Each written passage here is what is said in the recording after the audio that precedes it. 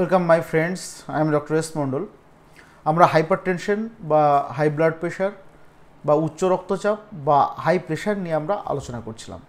তো ফার্স্ট পার্টে আমরা হোয়াট ইজ হাইপারটেনশন, হাইপারটেনশন কী, হাইপারটেনশনের কতগুলো স্টেজ আছে, কত ধরনের প্রেশার হয়, এগুলো নিয়ে কিন্তু পুরো ডিটেলস আলোচনা করেছি। এখনও যারা ওই ভিডিওটা দেখেননি, আগের ভিডিওটা, সেটা প্লে লিস্টে যান বা আই বাটনে ক্লিক করুন, সেখানে কিন্তু পেয়ে যাবেন এবং সেই ভিডিওটা দেখে নেন। তো আজকে আমরা মূল টপিকে চলে যাই যে what are the types of hypertension, what are the etiology or what are the causative factor of hypertension. হাইপারটেনশনকে বেসিক্যালি দুটো ভাগে ভাগ করা যায়। Number one is the primary hypertension and number two is the secondary hypertension. যদি high প্রেশারের পিছনে it is the elevation of the blood pressure without any identifiable cause or without any identifiable pathology. Primary hypertension তখনই বলা হবে যখন high pressure হওয়ার পিছনে কোনো কারণ খুঁজে পাওয়া যাবে না, কোনো ডেফিনিট কজ খুঁজে পাওয়া যাবে না, পার্টিকুলার কোনো কারণকে ডিনোট করা যাবে না, সেই কন্ডিশনটাকে বলা হয় প্রাইমারি হাইপারটেনশন। এই প্রাইমারি হাইপারটেনশন দেখা যায় 80 to 85%, 80 to 90% কেস, 80 থেকে 90% যত ধরনের হাইপারটেনশন আমাদের কাছে আসে তার মধ্যে 90 থেকে 95% বা 90 to 95% আর প্রাইমারি হাইপারটেনশন, আর বাদ বাকি 5 to 10% হচ্ছে সেকেন্ডারি হাইপারটেনশন। খুব ইম্পর্টেন্ট, প্রাইমারি হাইপারটেনশন তাকেই বলা হচ্ছে যখন কোনো আইডেন্টিফাইবল প্যাথোলজি পাওয়া যাবে না, কোনো পার্টিকুলার কোনো কজ ডিনোট করা যাবে না, সেই কন্ডিশনটাকে বলা হয় প্রাইমারি হাইপারটেনশন। এবং সেকেন্ডারি হাইপারটেনশন কখন বলা হচ্ছে, it is a elevation of the blood pressure when the with an exact cause. Secondary hypertension তখনই বলা হবে যখন কোনো পার্টিকুলার একটা কজের জন্য, কোনো প্যাথোলজির জন্য, ডিউ টু ডেফিনিটিভ কজের জন্য, কোনো প্যাথোলজির জন্য যখন বডিতে প্রেশার বেশি হয়ে যাচ্ছে বা হাই প্রেশার যখন হয়ে যাচ্ছে, that condition is called secondary hypertension. This type of account on 5 to 10% of total case. Total কেসের 5 থেকে 10% কিন্তু এই ধরনের পাওয়া যায়। সেকেন্ডারি হাইপারটেনশন 5 থেকে 10%। তো প্রথমেই বললাম যে প্রাইমারি হাইপারটেনশনে যেহেতু কোনো আইডেন্টিফায়েবল কজ বা প্যাথোলজি পাওয়া যায় না, কোনো কারণ পাওয়া যায় না, তাহলে সেই ক্ষেত্রে এটা মোস্টলি ফ্যামিলিয়াল হতে পারে এবং বডির কিছু এনজাইমেটিক এবং হরমোনাল ডিসফাংশনের জন্য এটা হতে পারে। এবার আমরা যে কজগুলো নিয়ে বেসিক্যালি আলোচনা করব সেগুলো কিন্তু মোস্টলি দ্য সেকেন্ডারি কজেস, এবং the causes of the secondary hypertension included, এবং সেকেন্ডারি যে হাইপারটেনশনের যে কজগুলো সেগুলো নিয়ে একটু আলোচনা করছি। তো নাম্বার ওয়ান, যদি congenital narrowing of the aorta. কী হলো, একটা নর্মাল জিনিস আমি বোঝাচ্ছি যে কোনো একটা পাইপের যে ডায়ামিটার যত বড় হবে, ধরেন এই সাইজের যদি একটা ডায়ামিটার থাকে, তাহলে এখান দিয়ে যতটা ব্লাড ফ্লো হবে, ঠিক এর ডায়ামিটার যদি অর্ধেক হয়ে যায় তাহলে কিন্তু সেই পরিমাণ ব্লাড কিন্তু যেতে পারবে না। তো নর্মালি এই পরিমাণ যে ডায়ামিটার যেটা ছিল, ব্যাসার্ধ যেটা ছিল, ব্যাস, সেখান দিয়ে যতটা না ব্লাড যাচ্ছিল, যদি এর ডায়ামিটারটা কমে যায়, ন্যারো হয়ে যায়, তাহলে কিন্তু যে রক্তটা যাচ্ছিল তার পরিমাণটা হয়তো সেম থাকলো, তাহলে স্পিডটা কিন্তু বেশি হবে বা এখানে এই যে দেওয়ালের উপর চাপ কিন্তু বেশি পড়বে। তো এই কারণে যদি কোনো পেশেন্টের congenital narrowing of the aorta হয় বা জন্মগত যদি অ্যাওর্টা ন্যারোয়িং হয়, তাহলে সেই ধরনের পেশেন্টের ক্ষেত্রে কিন্তু এই প্রবলেমগুলো আসবে। এগুলো ছাড়াও number two is the renal disease. যদি কোনো পেশেন্টের রেনাল ডিজিজ থাকে, অ্যাকিউট কিডনি ইনজুরি বা ক্রনিক কিডনি ইনজুরি বা ক্রনিক রেনাল ফেলিওর যদি হয়, তাহলে কি হয়, রেনাল ফেলিওর হলে কেন ব্লাড প্রেশার হাই হয়ে যাবে?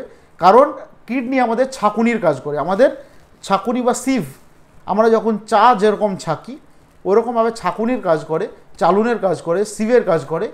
তো যদি কিডনিতে কোনো প্রবলেম হয়, প্রপার পরিমাণে ছাঁকুনি তৈরি হয় না, প্রপার পরিমাণে ব্লাডটাকে ছাঁকা হয় না, সেই কারণে কিন্তু প্রচুর পরিমাণে ব্লাডের যে চাপ সেটা কিন্তু আর্টারিতে বাড়তে থাকে এবং উচ্চ রক্তচাপ দেখা যেতে পারে। এগুলো ছাড়াও বিভিন্ন রকমের এন্ডোক্রাইন ডিসঅর্ডার যেগুলো আছে, হরমোনাল ডিসঅর্ডার যেগুলো আছে, হরমোনাল ইমব্যালেন্স হলে যেগুলো হয়, তার মধ্যে খুবই অন্যতম একটা রোগ that is called Cushing syndrome, এই কুশিং সিনড্রোমের জন্য কিন্তু এই ধরনের প্রবলেম আসতে পারে। এগুলো ছাড়াও neurological disorder like brain tumour বা নিউরোগ্লিওমা, ব্রেন টিউমার বা নিউরোগ্লিওমা এর জন্যও কিন্তু এ ধরনের প্রবলেম আসতে পারে, অথবা head injury. Neurological disorder like brain tumour or head injury. তো যদি বিভিন্ন রকমের মাথায় বা ব্রেন টিউমার হয়, ব্রেনে যদি টিউমার হয় বা নিউরোলজিক্যাল বিভিন্ন প্রবলেম থাকে, সেই ক্ষেত্রেও কিন্তু হাইপারটেনশন ডেভেলপ করে। এগুলো ছাড়াও আরও যে অন্যান্য কারণ, তার মধ্যে স্লিপ অ্যাপনিয়া। অ্যাপনিয়া কতর অর্থ হচ্ছে stoppage of respiration. Stoppage of respiration, যদি শ্বাস বন্ধ হয়ে যায়, অ্যাপনিয়া, যদি ঘুমের মধ্যে কোনো পেশেন্টের শ্বাস বন্ধ হয়ে যায়, তাহলেও কিন্তু হাইপারটেনশন ডেভেলপ করতে পারে। এগুলো ছাড়াও বিভিন্ন টাইপের মেডিসিন যেগুলো আছে, ড্রাগ ইনডিউসড, বিশেষ করে অ্যালোপ্যাথিক মেডিসিন বিভিন্ন রকমের আছে, বিশেষ করে সাইকোলজিক্যাল ড্রাগ, সাইকোলজিক্যাল প্রবলেম বা সাইকিয়াট্রিক ড্রাগ যেগুলো আছে, কোনো মানসিক সমস্যার জন্য যে সমস্ত ড্রাগগুলো বেসিক্যালি ইউজ করা হয়, এক্সেসিভ গ্যাস্ট্রো রেজিস্ট্যান্স যদি ইউজ করা হয়, এক্সেসিভ স্টেরয়েড যদি ইউজ করা হয়, বা ওরাল কন্ট্রাসেপটিভ পিল যেগুলো আছে, ওসিপি, সেগুলোর জন্যও কিন্তু এই প্রবলেম কিন্তু ডেভেলপ করতে পারে। এবং এগুলো ছাড়াও NSD, non steroidal anti inflammatory drug, এবং কোকেন জাতীয় ড্রাগ যেগুলো আছে, সেগুলো ইউজ করলেও কিন্তু পরবর্তীকালে বা অনেক দিন ধরে ইউজ করলে কিন্তু পরবর্তীকালে হাইপারটেনশন ডেভেলপ করতে পারে এদের কমপ্লিকেশন হিসাবে। এগুলো ছাড়াও anything major problem or any major problem within the liver, like the cirrhosis of liver. Cirrhosis of liver may develop the hypertension. তো এতগুলা কারণে কিন্তু হাইপারটেনশন ডেভেলপ করতে পারে। তো এরপরে আমরা জানবো যে what are the risk factor for developing hypertension. এই হাইপারটেনশনের জন্য রিস্ক ফ্যাক্টর কী কী আছে? রিস্ক ফ্যাক্টরের মধ্যে এজ একটা অবশ্যই একটা রিস্ক ফ্যাক্টর, এবং চেঞ্জেস, কারণ বয়স বাড়ার সঙ্গে সঙ্গে কোনো সেটা মেল বা ফিমেল উভয় সেক্সের ক্ষেত্রেই বা উভয় লিঙ্গের ক্ষেত্রেই কিন্তু করোনারি আর্টারি ডিজিজ বা সিএডি হওয়ার প্রবণতা কিন্তু বেড়ে যায়। Chances of coronary artery disease after the 50 years of age. That's why, যেহেতু করোনারি আর্টারি ডিজিজ বা সিএডি হওয়ার প্রবণতা বেড়ে যায় 50 বছর বয়সের পরে, তো তাদের ক্ষেত্রে কিন্তু হাইপারটেনশন ডেভেলপ করার প্রবণতাও বেড়ে যায় due to the CAD or coronary artery disease. এগুলো ছাড়াও অ্যালকোহল, যারা প্রচুর পরিমাণে অ্যালকোহল কনজামশন করে, প্রচুর পরিমাণে স্মোক করে, এবং তাহলে এই ধরনের যদি অ্যাডিকশন কারো থাকে, অ্যাডিকশনের মধ্যে অ্যালকোহল ইউজ বা স্মোকিং, ধূমপানের নেশা যদি থাকে, তাদের ক্ষেত্রেও কিন্তু হাইপারটেনশন ডেভেলপ করার প্রবণতা অনেকটা বেড়ে যায়। এবং আদার সিস্টেমিক ইলনেস যেমন diabetes mellitus, another very important factor, diabetes মেলিটাসের প্রবলেম যদি থাকে, এবং আরেকটা বড় সমস্যা যদি কোলেস্টেরলের প্রবলেম থাকে কোনো পেশেন্টের, হাইপার লিপিডিমিয়া বা হাইপার কোলেস্টেরোনিমিয়া যদি থাকে, সেই পেশেন্টের ক্ষেত্রেও কিন্তু পরবর্তীকালে হাইপারটেনশন কিন্তু আসতে পারে। Excess dietary intake of sodium খুব ইম্পর্টেন্ট, এই পয়েন্টটা খুব ইম্পর্টেন্ট, বিশেষ করে একটু গ্রামের সাধারণ মানুষের মধ্যে এই প্রবণতাটা অনেকে আছে। তো আমি তাদেরকে বারবার করে সতর্ক করছি যে কাঁচা লবণ, কাঁচা বা ভাজা কোনো ডিফারেন্স হয় না, কারণ গ্রামের লোকের মধ্যে এরকম অনেক ধারণা আছে যে লবণটা ভেজে নিলে তাদের যে গুণগত মান বা প্রেশার যে ইনক্রিজ করায় বা বাড়িয়ে দেয়, সেটা কিন্তু হয় না। মানে লবণের যে খারাপ গুণ, সেই জিনিসটা বডিতে থাকে না, লবণের ভিতর থাকে না যদি ভেজে নেওয়া হয়। এটা একদমই একটা ভুল ধারণা। লবণ কাঁচা হোক বা পাকা হোক, ভাজা হোক, সেটা কিন্তু লবণই, সোডিয়াম ক্লোরাইড তার কম্পোনেন্ট কিন্তু চেঞ্জ হয় না। আর এই sodium chloride directly increases the blood pressure. এই জন্য পাতে যাদের এক্সট্রা লবণ নেওয়ার অভ্যাস আছে, তারা কিন্তু অবশ্যই এই অভ্যাসটাকে চেঞ্জ করুন, না হলে কিন্তু পরবর্তীকালে এটা একটা খুব ইম্পর্টেন্ট এবং গুরুত্বপূর্ণ রিস্ক ফ্যাক্টর হিসাবে কিন্তু দায়ী ফর ডেভেলপিং হাইপারটেনশন। তো excess dietary intake of sodium যারা বা পাতে খুব বেশি লবণ যারা খান, তারা কিন্তু এটাকে অ্যাভয়েড করুন, যাতে হাইপারটেনশন পরবর্তীকালে ডেভেলপ না করে। এগুলো ছাড়াও জেন্ডার একটা ইম্পর্টেন্ট ফ্যাক্টর। এগুলো ছাড়াও ফ্যামিলি হিস্ট্রি, বংশে বা ফ্যামিলিতে যদি হাইপারটেনশন থাকে, তাহলে বা ফার্স্ট ডিগ্রি রিলেটিভের মধ্যে, যেমন বাবা মা ভাই বোন, এদের মধ্যে যদি থাকে, তাহলে কিন্তু নিজের এই হাইপার টেনশন ডেভেলপ করার প্রবণতাটা আরও বেড়ে যায়। এগুলো ছাড়াও যদি ওবেসিটি থাকে, পেশেন্ট যদি এক্সেসিভ ওবেস হয়, একটু মোটাসোটা থলথলে যদি হয়, এবং sedentary life habit, sedentary lifestyle, যাদের ফিজিক্যাল অ্যাক্টিভিটি বা ফিজিক্যাল ওয়ার্কআউট একদমই কম, তাদের ক্ষেত্রে কিন্তু বয়স বাড়ার সঙ্গে সঙ্গে এই হাইপারটেনশন ডেভেলপ করার প্রবণতা কিন্তু অনেক ক্ষেত্রে বেড়ে যায়। এবং আরেকটা খুব গুরুত্বপূর্ণ বিষয়, এটা যেটা না বললেই নয়, যেটা হচ্ছে যে স্ট্রেস বা সাইকোলজিক্যাল কজ।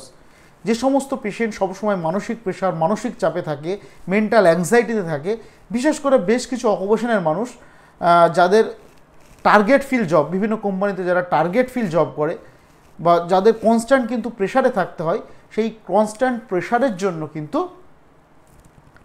বা সাইকোলজিক্যাল স্ট্রেস থেকেও কিন্তু পরবর্তীকালে, বা ডিপ্রেশন থেকে, সাইকোলজিক্যাল স্ট্রেস থেকে, এক্সেসিভ অ্যাংজাইটি থেকে কিন্তু এই হাইপারটেনশন আসতে পারে। তো আমরা হাইপারটেনশন কাকে বলে সেটা জানলাম, হাইপারটেনশনের টাইপস কাকে বলে, কত ধরনের প্রেশার আছে সেটা জানলাম, হোয়াট আর দ্য ইটিওলজি, কারণ কি সেটা আমরা জানলাম, এবং what are the risk factor সেটাও আমরা জানলাম।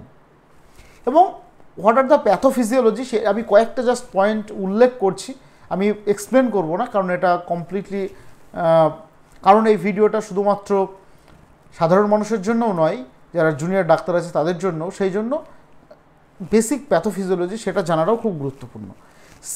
Sympathetic nervous system activity and activity of the vascular endothelium and activity of the renal system and activities of the endocrine system, এই চারটে মেকানিজমের মাধ্যমে normal blood pressure is maintain by 4 mechanism. এই জন্য পেশেন্টকে বলা হয় হাইপারটেনশনের পেশেন্টদের ক্ষেত্রে যে একটু ফ্রেশ এয়ার নেওয়া, একটু হাঁটাচলা করা।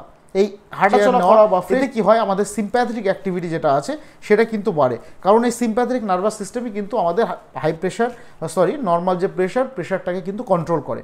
এবং activity of the vascular endothelium, vessels বা শিরা বা ধমনির যে এন্ডোথেলিয়াম, ভাস্কুলার যে স্ট্রাকচার থাকে তার ভিতরে যে এন্ডোথেলিয়াম থাকে, এবং সেগুলার অ্যাক্টিভিটির জন্যও কিন্তু হাইপারটেনশন কন্ট্রোল হয়।